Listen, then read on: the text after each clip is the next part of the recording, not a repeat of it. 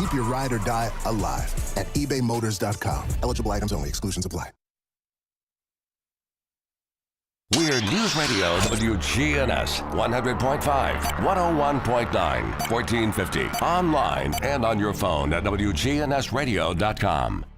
We're the Good Neighbor Network, FM 101.9 and AM 1450 Murfreesboro, FM 100.5 Smyrna, audio and video streaming at WGNSradio.com. This is the Roundtable.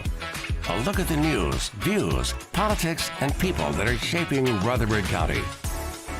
Good morning. This is Bill Krause on the beautiful Thursday morning WGNS Radio Roundtable. And we have a delightful gentleman, a friend, and certainly a real mover for the city of Murfreesboro. We have the Assistant City Manager, Sam Huddleston. And Sam has been with the city, came with the city right before the turn of the century. And I have to say good morning, Sam, but I'd like you to describe Murfreesboro when we had a population of under 70,000 as you walked into the doors. Well, good morning, Bill. Glad to be here, and thank you for that introduction. So, you know, I had the opportunity to come to the city of Murfreesboro in 1999, back when help wanted ads were still printed in the paper. And so one Sunday, as I often did, I checked the classifieds looking for information on engineering work and things like that, and I saw an ad for an engineer for the city of Murfreesboro. And as I read it, I told my wife, I said, this looks just like what I do now. And so I said, I think I'm going to apply for this job. And Did you want to move to the country? Well, we already lived in the area, and so okay. I was driving into to Nashville every day on the dreaded I-24 corridor. And for the whole time that we lived here and I worked in Nashville, I-24 was under construction, and so just that loss of time and everything, helped me to maybe make a change in lifestyle. And so I applied for the job and was ultimately hired. I came on board in November of 1999, so it was last century actually. So makes me feel really old today, Bill. And at first I thought, wow, sleepy little Murfreesboro, engineer in a town that's just plugging along. And it took about 6 months to get engaged. At that point, did it have the feeling internally or externally that it was ready to explode in terms of growth, or was it going to be that sleepy little village? Well, that was my perception. That wasn't reality. So the reality was that there was a lot of growth and development pressure. The city was understaffed in a lot of places, just trying to keep up with the demands. And so it took about 6 months, but from that time, I got engaged and really started understanding the rhythm of the work and what was needed in Murfreesboro. And so just recently, as most folks probably know, the Craig Tyndall, our city manager, is taking a step back. I had the opportunity to apply and be interviewed for that spot. And just in looking back at my history, I estimate that I approved plans for 36,000 residential units. Wow. In that time frame that I was involved in the engineering department. But your basis, you came with the scope of environmental. Certainly. And how is that influencing you in terms of reviewing of plans?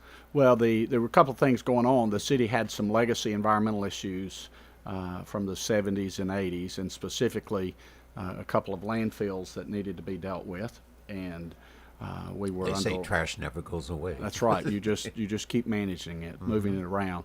And so I had a background in solid waste management and closure of landfills, and so that was a natural extension of my consulting work. At that time, the city was faced with new stormwater regulations that were being mandated by the federal government and then to the state of Tennessee, and then that ultimately came down to the mid-sized cities like Murfreesboro and Franklin and Smyrna and Brentwood Gallatin, and so all of those mid-sized cities in the state and counties as well, they had to develop a stormwater quality program, and that we did in the early 2000s, and so those regulations are in place today. So we continued to improve our regulations for stormwater quality. The tail of the tape on that, Bill, is as we've monitored our streams for water quality, and we've developed some baseline data that we have actually improved the quality of some streams by better practices at the city level with construction, with urban runoff, but also in our wastewater department with better treatment technologies and improvements in our collection systems. And so the water quality in Murfreesboro today is much improved because of those environmental programs, and the data's there to back that up.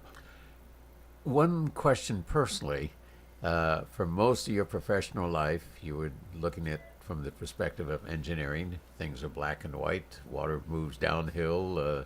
Altitude and attitudes may vary. And now you're in the overview of general administration of the city.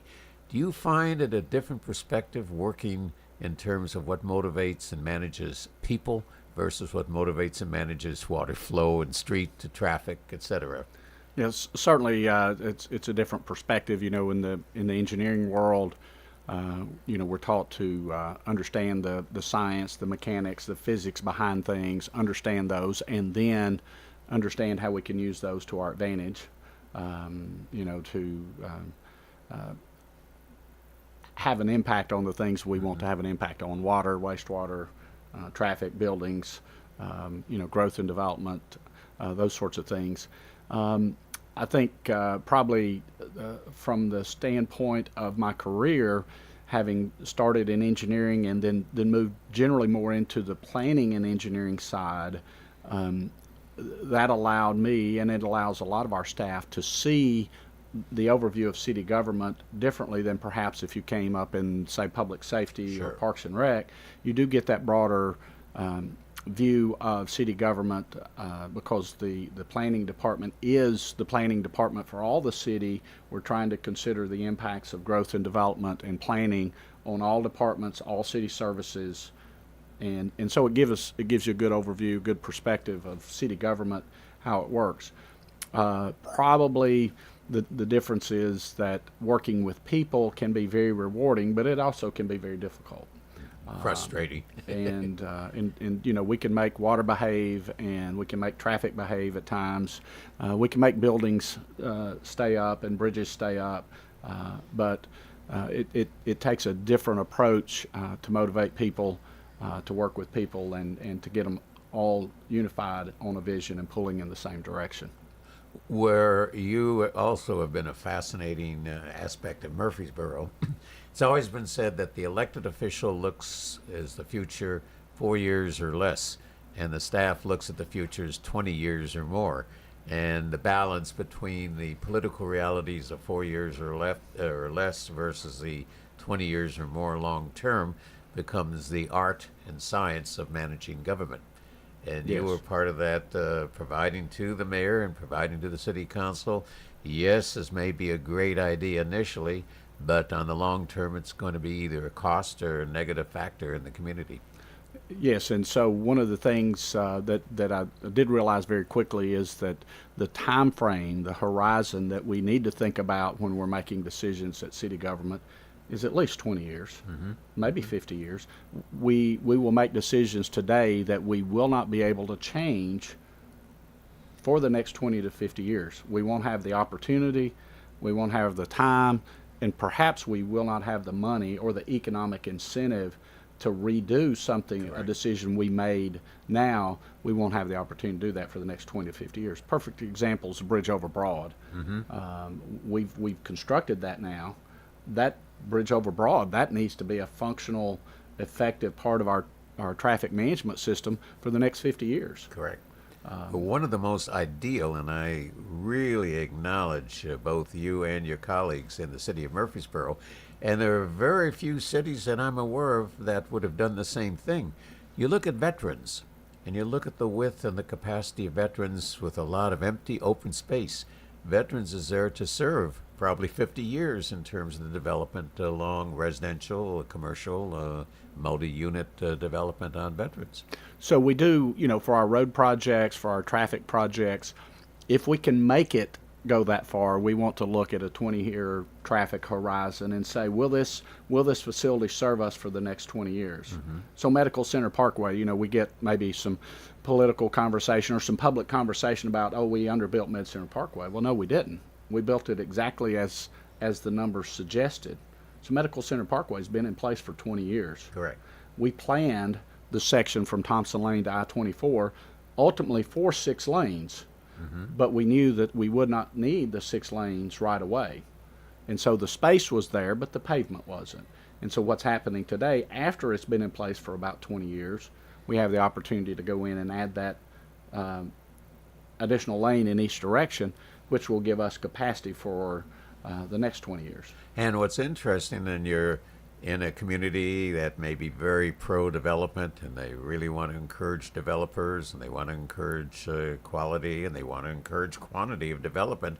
And you're meeting with the developer, and you're saying, I need dedication of 100 feet this way and 100 feet that way for future capacity. But we only need 4 lanes on the road. Why do we have to dedicate this additional? This is going to limit us on what we can do with the property. And dealing with even the dedication by the developer of right-of-way for the 50-year goal. Well, certainly the development community has been very understanding and cooperative, and we've been through some tough negotiations with some, but I think the city has also been willing to do our part and not allow just a single development to carry all the burden for a new road project along its frontage. Where the demand is partly driven by the development and the balance of the demand is partly driven by the rest of the community, the city stepped up and said, hey, this is a public benefit for our whole community, and so we will partner with this development, we'll partner on this project. And you mentioned Veterans Parkway. There were several sections of Veterans Parkway where developers were obligated to participate in that road cost, but they only needed 3 lanes.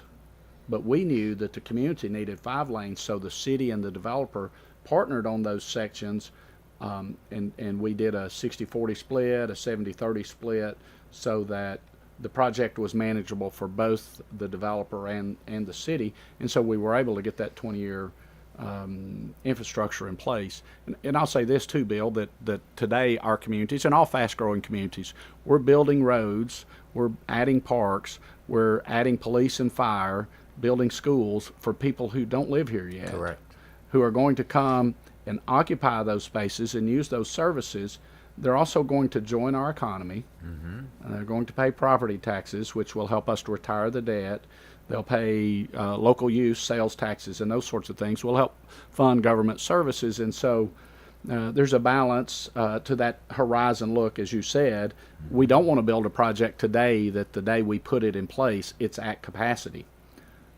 Because of the impact on the community for the interruptions for constructions and those sorts of things. So the community needs us really to look at that 20-year horizon or more for those types of projects. Let's put your historical mind to set and describe Murfreesboro in 1999. If you remember some of where the police station was, where things are now, but we're not there.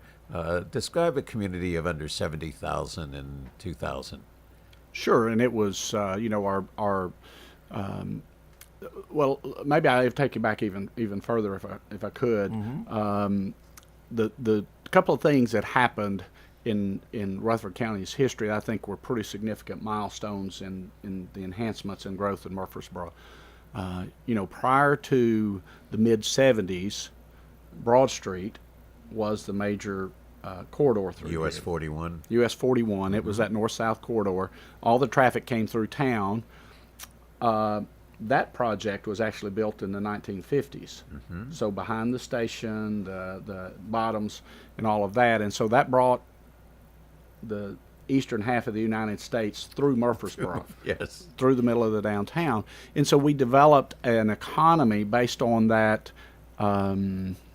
Route 66, and I'll go a little youth on us here and say the movie Cars and Radiator Springs. And so you got, the roadside cafes and the motor courts, the hotels and motels, the full service gas stations, the Shoney's with a car hop, the Dairy Queen, and all of those things. And you can still see remnants of that along Broad Street. In the 1970s, I-24 came just a mile or so west.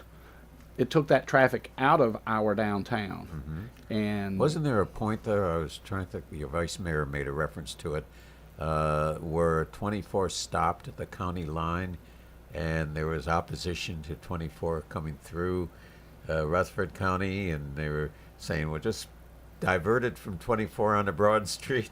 If you saw that today, what would Broad Street look like? Well, and so the end result of that negotiation was that Murfreesboro wound up with two interstate interchanges. Right. When cities of and communities of much smaller size had more interstate interchanges. I'll tell you a funny story about Monterey in just a second. But so we were underserved by that because I think our city fathers understood the economic impact that having Broad Street and the eastern half of the United States having a north-south route through Murfreesboro. They understood that. They saw it.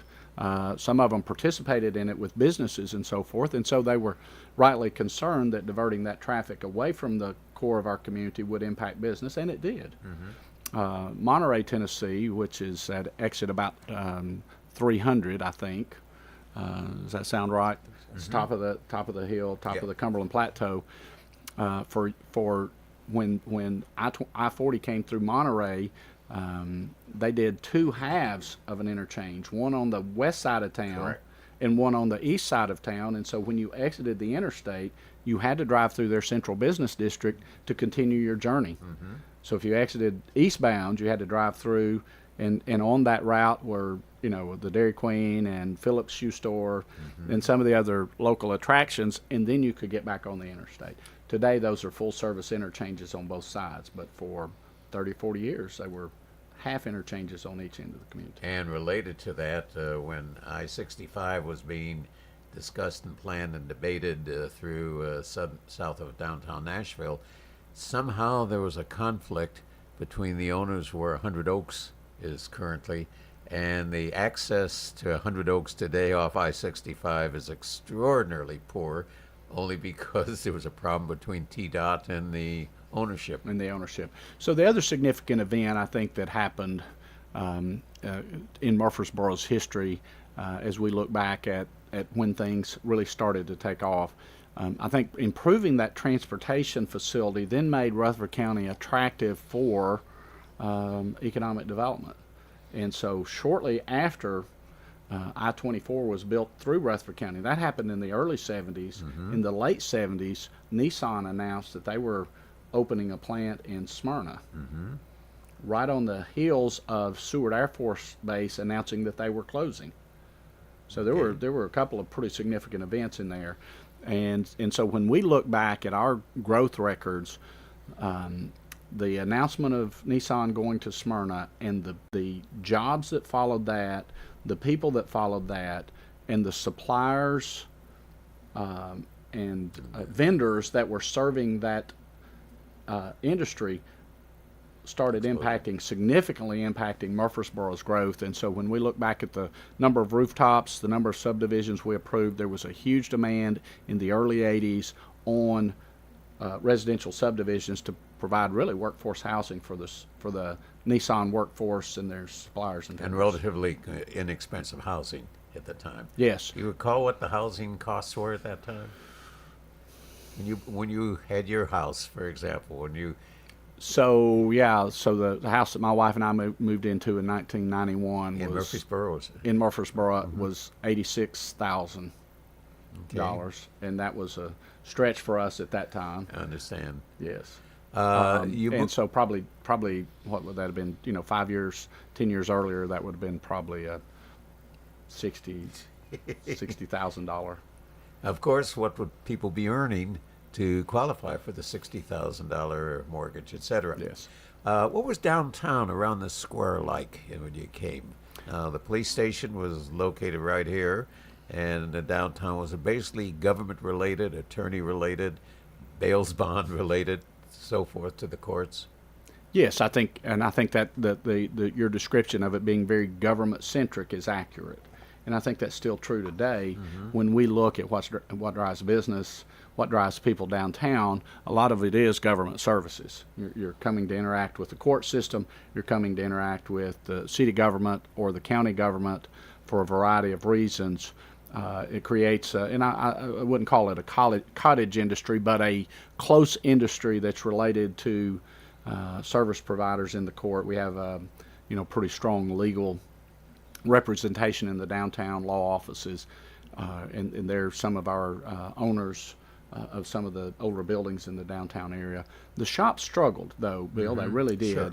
and part of the reason that they did is that commerce wanted to move out. A lot of it wanted to move out to the interstate because there was, 30, 40,000 cars per day driving by on I-24.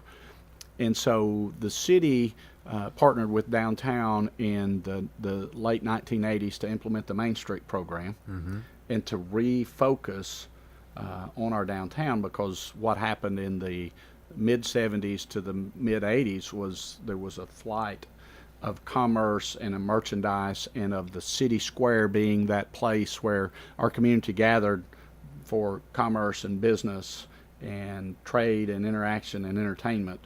And as you look back at some of the old photographs of the downtown area prior to I-24, and maybe even prior to Broad Street, if you have access to some of those, you'll see that on Saturdays people came into town and they banked and they shopped and they maybe saw a movie at the Princess Theater and some of those sorts of things.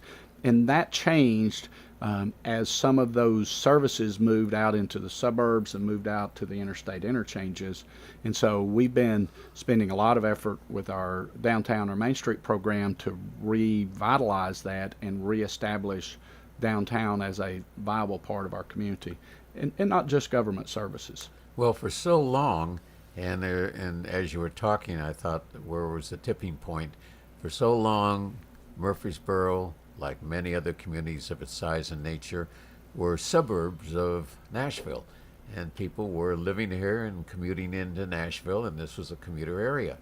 Somewhere and somehow it turned that Murfreesboro is now, quote, a self-centered, not self-centered, but a self-centered community, so that your commuters are still on I-24, certainly by the thousands, but literally Murfreesboro has attracted employers, not only the Smyrna, but not only Nissan, but employers, etc. So it's become more of a self-contained community rather than, quote, a feed into the greater Nashville area. And I think that's a very true statement. There's a variety of sources of data, but there is some data out there that tell us how many people leave the Murfreesboro and Rutherford County market on a daily basis for their job. It also tells us how many people from the surrounding communities commute to Murfreesboro. And so there's a good balance. We have a good diverse economy that we're still somewhat dependent on that income that's earned in Nashville but spent in Murfreesboro.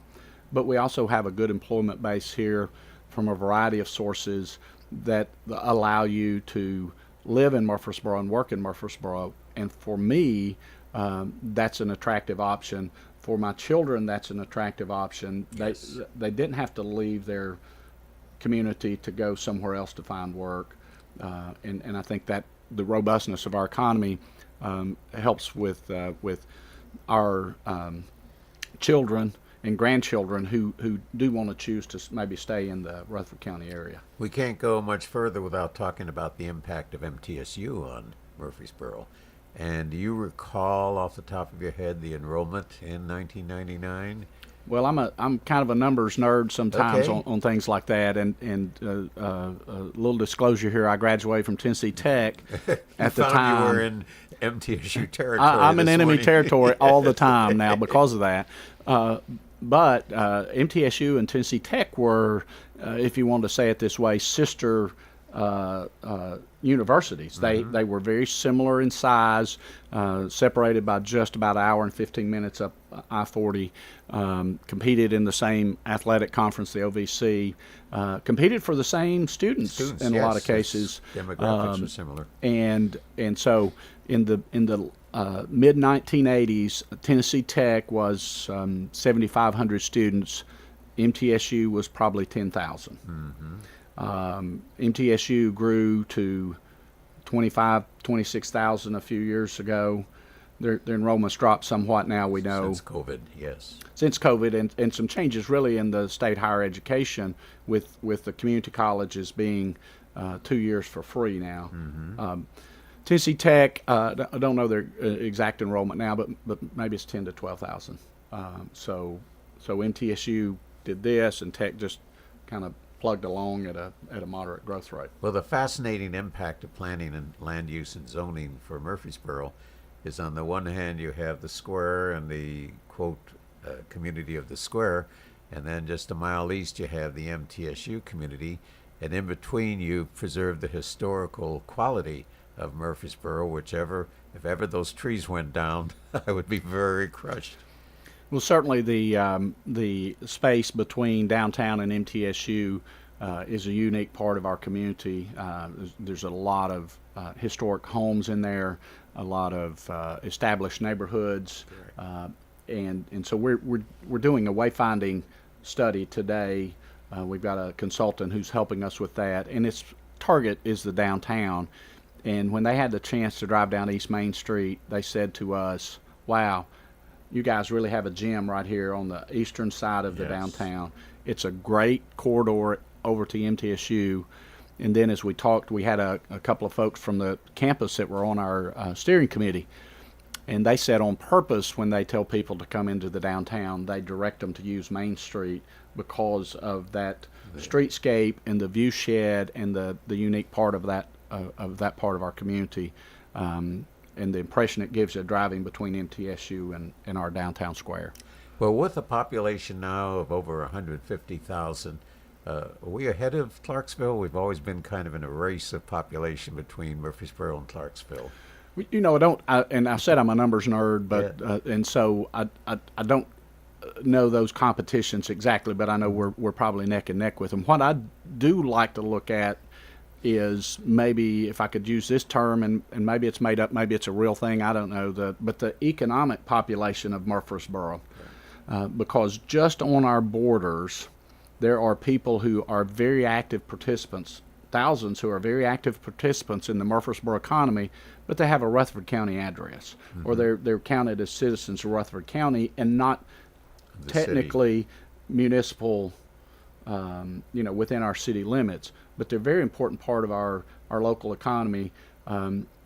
Most often they work, they live on the edge of Murfreesboro, they shop, they spend their money, they get their services, they get their entertainment, in a lot of cases inside the city limits, and that also provides a very significant impact on our local economy. Do you see from the planning and land use possibilities, Murfreesboro geographically is spread out, big city. Do you see it as a collection of individual, I'll use the term villages, rather than one unified? Because you take a look in commercial development, certainly different aspects of it. You look below the I-24, fast growth area of condominium, planned unit developments, and so forth. Do you see that it's a collection of small towns all hooked together with the same zip codes? Yeah, so one of the things that became obvious to me in that role in planning and development is that, as you described it, a community or a village, but basically when cities start growing, they snap on another node or another module, and it starts with rooftops, 3,000, 4,000, 5,000 rooftops in a given geography, and then that drives the need for neighborhood and community services. It drives the need for transportation facilities, drives the needs for schools and churches, for the things that people need in their lifestyle 7 days a week. You can still drive into town. You can still get regional shopping, if you want to call that. You still have access to a significant medical and retail capacity and government services in the downtown, and if needed in Nashville. But yes, we do. That's how we grow. We add subdivisions, and we get enough residential mass there to drive the commercial needs, and then the commercial follows the rooftops. So yes, and then the geography starts to really impact that as well. And so things like the interstate create a man-made barrier. Things like the railroad track create a man-made barrier. Our roads try to overcome some of that. Things like the Stones River and the creek and stream networks create those geographic barriers, and we do create nodes and communities of population, and it becomes convenient if the services are there for you. Then you can stay in your community and get most of your day-to-day and weekly needs met, and have your lifestyle served. Well, you described this, and I'm thinking from the psychological aspect, and we see this in it could be nation building, could be state building, community building, that the larger you become, people are more apt to gravitate to smaller communities psychologically. I haven't heard it yet, but I'm waiting for the day, not anxiously, that people the other side of I-24 will say, well, we're in South Murfreesboro, or we're out in North Murfreesboro, and so forth. We haven't yet, but psychologically, I own several condominiums below the interstate, and I hear homeowners, for example, they're referring to themselves as, we're the south side of the interstate, and so forth. Is that good? Is that bad? Or is that just reality? Well, I think it's reality. The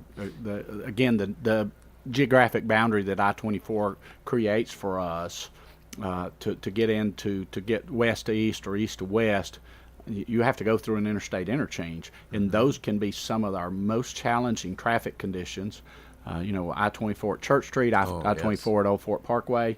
The times of the day how difficult those are to navigate, and so that creates a need for for services in my neighborhood. So I don't have to go over there, and Bill would go back and look at the post-World War II community building philosophy, that we segregated everything by zones. Yes. Right, we did bulk zoning and straight zoning, and we said, okay, residential's this part of our community, jobs is this part of our community, and commerce and services is this part of our community, and we put a chicken in every pot and 2 cars in every driveway, and so we became very addicted and very attached to our automobiles. Everything we did took a 10 or 15 minute drive, in some cases more, in which drove the need for our public infrastructure. But what most people would remember about maybe their time growing up was I grew up in a neighborhood, and I walked to the local store and my school. Yes, there were some areas where the children that were way out in the community had drive-in, bus-in to the local school or whatever. But just creating that sense of neighborhood, sense of community, and I think that also helps build our communities, instead of having somebody that you only see come and go at night because they're working somewhere and shopping somewhere and being entertained or having recreation somewhere else. They're never in their neighborhood. The one word in planning is called density.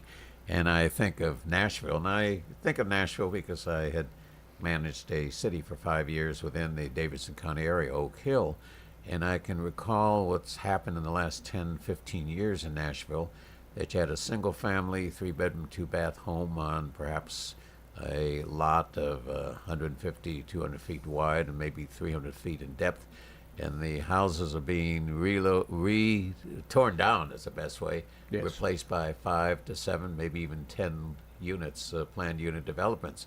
And the query is on traffic, for example. You may have had a house with 2, maybe 3 cars. Now you've got a PUD with maybe 20 cars, and it's house to house to house. I think of streets along Harding, and I think of Woodmont, and just the conversion of development. So traffic certainly becomes an issue by how we plan. Describe, is there an ideal density, or does that vary from neighborhood to neighborhood? Density economically makes more sense. You run a water line or you run a sewer line to serve 500 homes versus 10 homes. There's a cost factor there. On the other hand, the implications of a high density, does that create issues? So I would maybe turn that around and say there's not a right or wrong answer on density. Okay. So long as your neighbors are quiet. That's right. But there's certainly some economy of scale with density, and density is the answer to sprawl.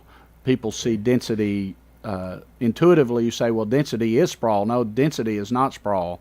A 1 acre lot, a 5 acre lot for single family residential is sprawl.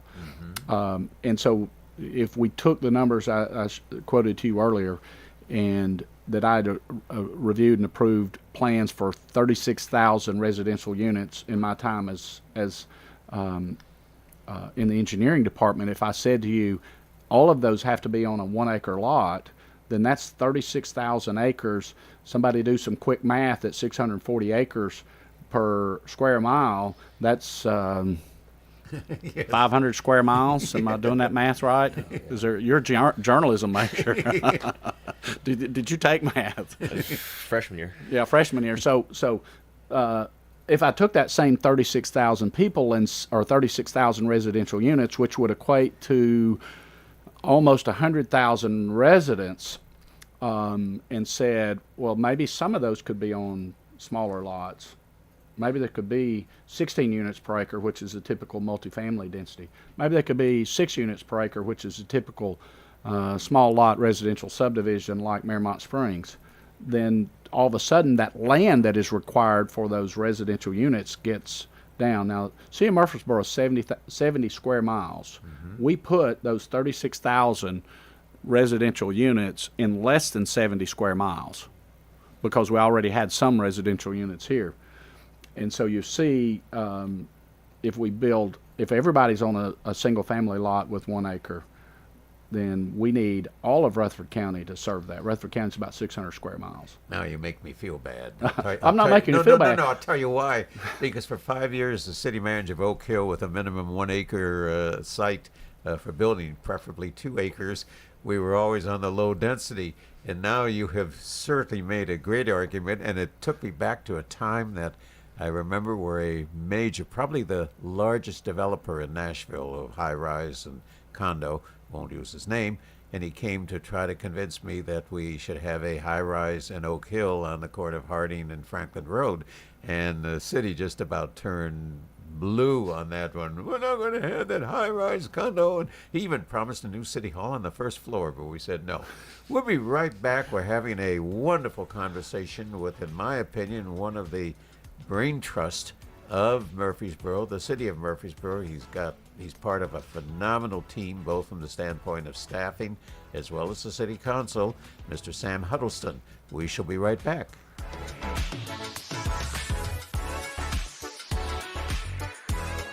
The day starts early. Loaded the sweet corn, the potatoes. Just before sunrise. Dad got the fresh cut bacon on there. Farmers throughout Middle Tennessee prepare their load. All right, guys, load them up. Of what they're bringing to the farmers market. Sounds like we're good to go. The Rutherford County Farmers Market, a producer-only farmers market at the Rutherford County Lane Agri Park in Murfreesboro. I'm so glad you guys are back. We enjoy meeting our customers. My daughter loves the sweet potatoes. Well, thank you. The Rutherford County Farmers Market open Tuesdays and Fridays, 7 to noon at the Lane Agri Park on John R. Rice Boulevard.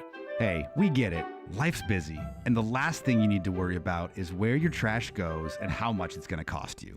With Middle Point Landfill, Rutherford County residents receive free disposal. Mike Klassen with Middle Point Landfill. We pride ourselves in making your waste one less worry. Take it to the curb, and we'll take it from there. Middle Point Landfill is an environmentally safe, economical, and reliable solution for solid waste for Rutherford County. Learn more about us at middlepointlandfill.com. I'm Rodney French from French's Shoes and Boots in Murfreesboro. I'd like to invite you over to our hometown store, 1837 South Church Street. For over 15 years, French's Shoes and Boots have been serving Rutherford County with shoe brands like King, Chaco, Merrill, SAS, Clark's, and Dansco. Boot brands like Justin, Lucchese, Tony Lama, Danner, Ariat, and Wolverine. Clothing brands like Wrangler, Ariat, and Miss Me Jeans. All the best brands at super great prices. French's Shoes and Boots. 1837 South Church Street in Murfreesboro. Del Walmsley and the Wealth Cycle. This is the wealth cycle that I've taught for 30 years. Buy one house, 10 houses, an apartment, 2 apartments, 8, 20, 500 units, 1,000 units, 2,000, 5,000 units. And as you keep putting the money and the profits back in, you become one of those rich people. And much quicker than you'd even believe. Learn Del's Wealth Cycle at GiveMeTotalFreedom.com. Use promo code 2023. Save 60%. Code 2023. GiveMeTotalFreedom.com. GiveMeTotalFreedom.com. Hey guys, this is Scott. If you're often feeling tired, notice a lack of motivation and drive, or weight gain and loss of muscle mass, these could all be signs of low testosterone levels. I recommend Low T Center. It's where I get my levels checked. With their on-site lab, you'll get your results in about 25 minutes. Low T Center is not your typical doctor's office either. It's concierge medicine for men, and their physicians specialize in treating low testosterone with a customized treatment plan for each patient. The experts at Low T Center have over a decade of experience helping patients achieve life-changing results, and most health insurance is accepted for treatment. And at Low T Center, they have convenient treatment options, including physician-monitored self-inject treatment for established patients that ship directly to your home each month. Right now at Low T Center, it's only $25 to get your testosterone level tested. You'll get your results in about 25 minutes. So get back to your best. Go to lowtcenter.com to book your appointment online today. That's lowtcenter.com. Low T Center, reinventing men's healthcare. Rutherford weather. We'll see sunny skies here this afternoon, a high in the mid-90s. For tonight, mostly clear, low near 72. By Friday, sunshine, a high of 96. I'm meteorologist Jennifer Wojcicki on News Radio WGNS. Currently, it's 75. WGNS is powered by Middle Tennessee Electric, who offers energy-saving tips during the hot summer months. Minimize use of stoves and ovens which raise kitchen temperatures. Opt for grilling, slow cooker, or microwave. Find more at mte.com/myenergyplan. This is the Roundtable from News Radio WGNS on FM 101.9 and AM 1450 Murfreesboro, FM 100.5 Smyrna. Listen and watch at WGNSradio.com. This is Bill Krause one more time on the WGNS Radio Roundtable, having I find it a very interesting, educational, and motivating conversation with the Assistant City Manager of the City of Murfreesboro, Mr. Sam Huddleston. Sam, continuing the density question. Well, Bill, during the commercial break, we had a chance just to talk a little before, and just before the break, I said that there's no right or wrong answer on this density, but the real question for the community is, what's your vision? And so you shared the experience of your time in Oak Hill, and the community there had a very strongly held vision about their community, and when requests or demands for density came, the decision makers followed their vision. And so if the vision of your community is large lot single family, okay, you manage to that, you understand what you want to be or what you are. And so density is also a question for the community that gets into vision. And then I say this about residential is that we need a variety of residential products in our community. What we also need them to be is to support the lifestyle of the people who will be in them for a season of life, whether it's a college kid needing something to attend MTSU or a senior adult who needs something different than their large lot single family residential unit. I neglected to introduce our third member here, my grandson, Zach Thomas. And Zach is interning. He's a journalism major at Auburn. I don't know if I'm appropriate to say Auburn, but I guess we're not in the MTSU neighborhood right now. Zach, you have a particular question for Sam? Well, with all these communities expanding as the population has increased, how have you seen them come together as Murfreesboro as a whole has expanded? So as the growth in and around our community and out into Rutherford County and into Smyrna, as those communities get closer together, the opportunity for the residents to have neighbors and interact, be on sports teams, children go to the same schools, attend the same churches, be at the same functions, has created a sense of community that really jumps across some of the geography and some of the boundaries that we talked about earlier. And so I think because of the services and lifestyles that our residential units provide and our commercial and institutional providers give us, it creates that sense of community, pride of ownership, and stability that's attractive to a lot of people. We can't go much longer without using the word traffic. And before we were on the air, you shared some phenomenal insight into the whole, and I call it a science of traffic and the technology of traffic. Do you want to talk about traffic, including the cycling of signalization, the computer hookups and so forth, the cost? People are not aware of what a typical intersectional traffic signal costs. They think, oh, is it $5,000?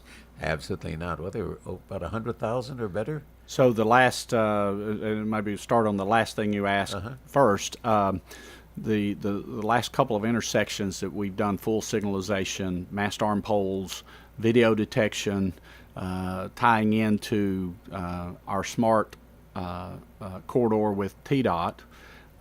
It's about $300,000 per intersection. Wow.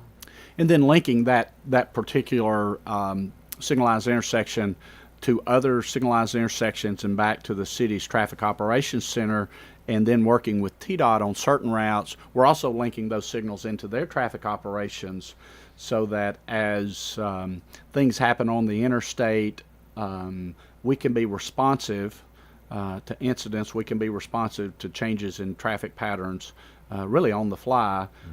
They have what they call a flush routes program, and so we're trying to right size our signals and future proof them or future prepare them so that as the technologies are available and as the demands are there, our system can be responsive. You shared a very interesting story from your time in on the West Coast and Wiltshire Boulevard, where mechanical timing was how the signals were coordinated to give you a progression of traffic. And certainly we're in the age, I think, where computers are fast enough and reactive enough that adaptive signal technologies make sense and are coming on the scenes for us. We've got a couple of corridors where that term adaptive signal technology, which is reactive to the traffic demands that change throughout the day, and can then also cycle signals to help manage the progression of traffic.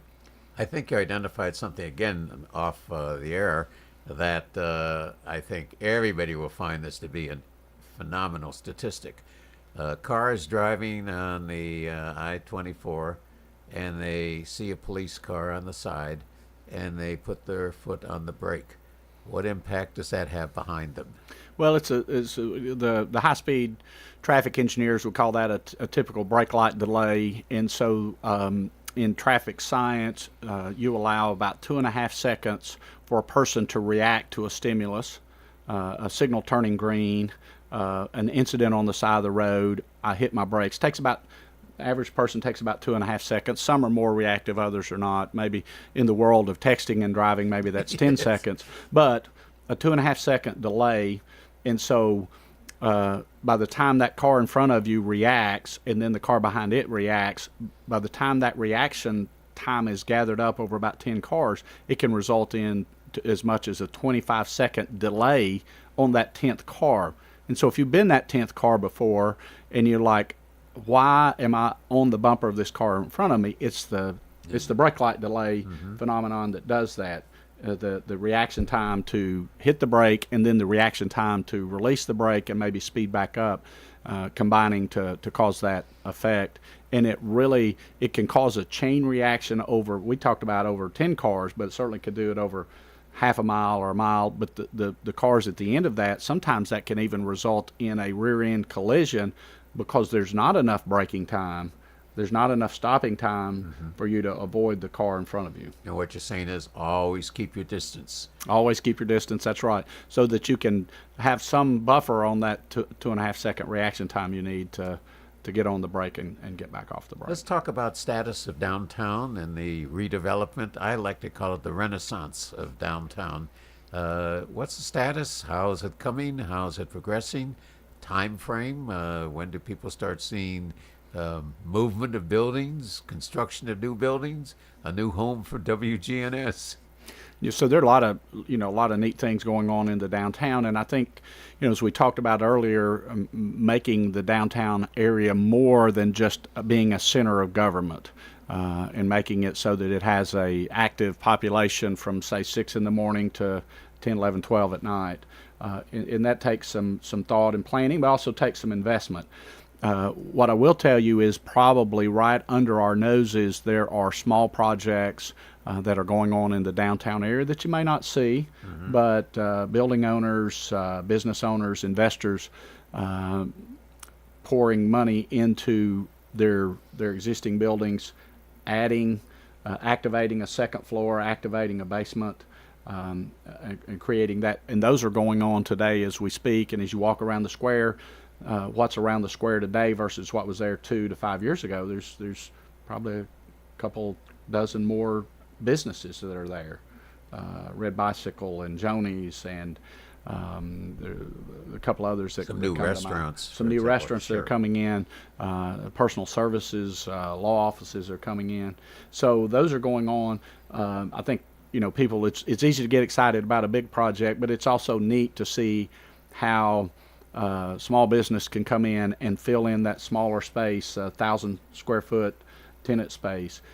Project Keystone, which is the project that will create a new home for WGNS just across the street.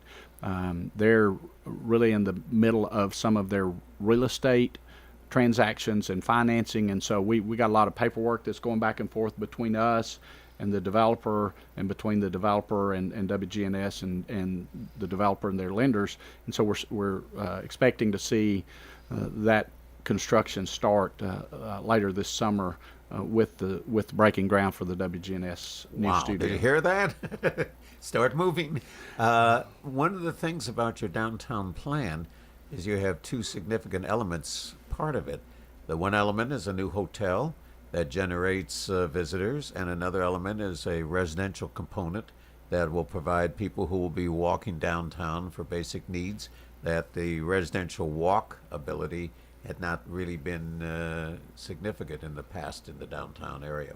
Yeah, certainly the idea that services follow rooftops, and so having people who live and are in the downtown area more than just from 8 to 5, they're going to need a place to shop, a place to eat. They're going to need a place for periodic medical care, an urgent care clinic, a doctor's office, those sorts of things. And so when you see that downtown residential population increase, then it will also bring with it the retail and commercial that follows. The thing we do like about the hotel concept is what that does for our community, because people will come here, stay in our downtown, they will pay for the hotel downtown, and so we'll get local option sales tax off of that, and then they'll come back again, because we have a really unique downtown with a pre-Civil War Southern Courthouse, one of 6 in the nation that survived the Civil War, and we have a lot of our buildings that date back to the late 1800s that are still preserved, giving us that historic downtown. And then as we step out a couple blocks, we'll see some more current construction, but really also construction that would pay attention to the roots and history of Murfreesboro. And on the one hand, you are balancing the small business ownership and operation, the mom and pop, with major attractions, bringing Costco, for example, to Murfreesboro. I can't begin to assume what the generation of revenue is of Costco. I know what it is in Franklin, and that is astounding. If people knew how much money, I don't mind saying it's public information, $80 million a year revenue at Costco in Franklin. You'll get up to that point here in Murfreesboro. So because we entered a contract with Costco, we got to pry into their business a little bit more than most developments that come to Murfreesboro. Did they give you a hot dog? No hot dogs. No but, hot dogs. The average store when we first started talking with Costco, the average store for Costco did about $160 million in taxable sales per store. That was their store average. By the time they actually got to opening the doors, that number had gone to $200 million per store taxable revenue. So that wouldn't include things like gasoline that are not taxed locally. Maybe alcohol. I don't know if alcohol is taxed locally or not. I'd have to look back there. And so for the community, $200 million a year, we collect 2.75% of that then would be a local option sales tax, half of which goes to schools and half of which goes to the community in which the store is located. Well, the county of Rutherford County Schools has a real issue going on with the city of Laverne facing a 6,000 home, or as you described it, 6,000 roofs coming in west of the 24 in the next couple of years. They are possibly inability to bond themselves to build elementary schools, middle schools, and a high school serving the new community. So this additional revenue at least will help. Do a final note, the budget was just approved. Briefly, taxes going up, budget deficit. Are you going to have a $20 billion deficit, or everything in good financial condition? Well, let me just share some numbers with you and the audience here. Since I'm a numbers guy, and I heard there was a government accountant in the background over here somewhere. So the city of Murfreesboro and all communities in Tennessee are required to have a balanced budget by July the 1st, and so the city council passed our budget in second and final reading last Thursday, and in that we approved a budget with $275 million in revenue and $360 million in expenses. Oh, okay. So how does that work? So our fund balance, where we had reserved some funds, actually $50-60 million worth of cash that we have reserved to spend on projects that we haven't started yet. So we carried that cash, and we'll show that as an expense. We will fund that out of a designated fund. We have $10 million, for example, in there for Town Creek. We've got $30 million that came from the sale of MED that the council approved, direct appropriations, direct expenses to be funded from that. And we've held those monies in the checking account until now, and our plan is to spend those. And there's some grants and other things that influence that. The real answer to this is, though, too, that our expenses and revenue, when you take out those special projects, do balance, and we project to actually not fund city government from the general fund balance, the normal city government, our police and fire. Number one expense, $120 million a year is our personnel, and then local taxes are our number one source of revenue. The city of Murfreesboro, in alignment with the vision of the mayor and council, focused again on public safety, and they were very helpful to our police department by giving the police department some additional raise above and beyond our city staff. So the city staff got a 4% across the board raise. Our police department, I believe the number is 6.7% increase. And we also added 15 additional positions to the police department.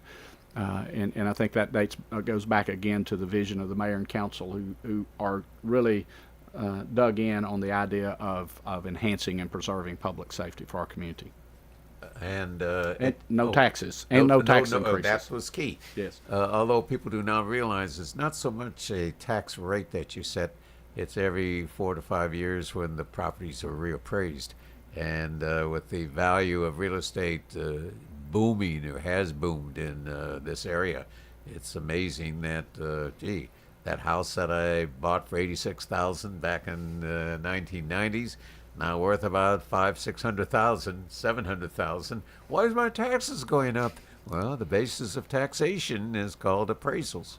Yes, and so we, our community, the tax burden does shift around occasionally with that reappraisal year, but it does recognize the additional growth and additional things that happen. And I'll share this number.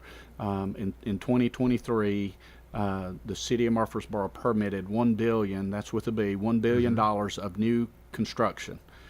And about half of that was residential and about half of it was non-residential. So about $500 million in new residential taxation. We could do the quick math and figure out what that was in additional taxes, but each one of those improvements, unless they were government or tax exempt, will pay property taxes when those numbers show up on the city's tax roll next year. Are you optimistic about the future? We are. I think the mayor and council have done a good job financially. We've got a good staff who have helped us anticipate and project. We have a fairly low debt rate for a community our size, and so we're managing the ebbs and flows of revenue and expenses and borrowing money to manage infrastructure and the services that we need, but also staying generally physically conservative. I think the city of Murfreesboro has a lot of upside. We talked about city vision, but the other thing that comes into that is there is a practical limit to how big Murfreesboro can be someday.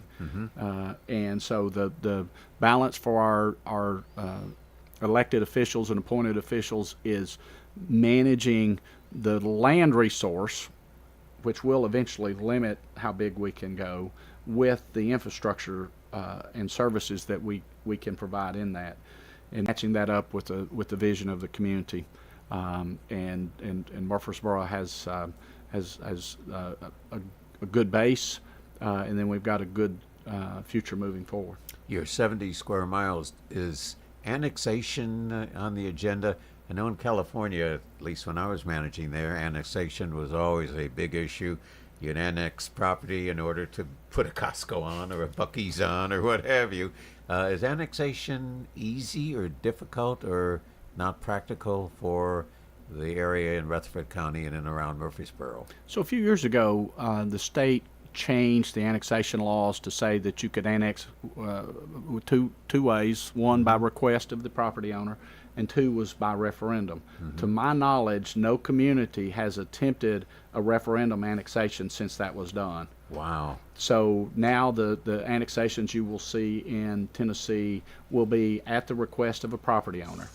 And so we react to a property owner who says, I would like for my property to be inside the city so I can take advantage and benefit from city services. And sometimes that is the growth and development. Sure. But in some cases, although very minor, very few of those cases, they need access to our services, and most of the time that's sewer. And insurance as a result of fire protection. Yes, their property insurance. We got a great Class 1 fire department that helps us keep those fire insurance rates low. Which is phenomenal. This is Bill Krause on the WGNS Radio Roundtable, having a delightful visit with Sam Huddleston, the Assistant City Manager, with a quarter of a century service to the community just about. Thank you so much for coming. Thank you so much for sharing. And we look forward to having you come back in the near future. Thank you, Bill. See you next week, folks.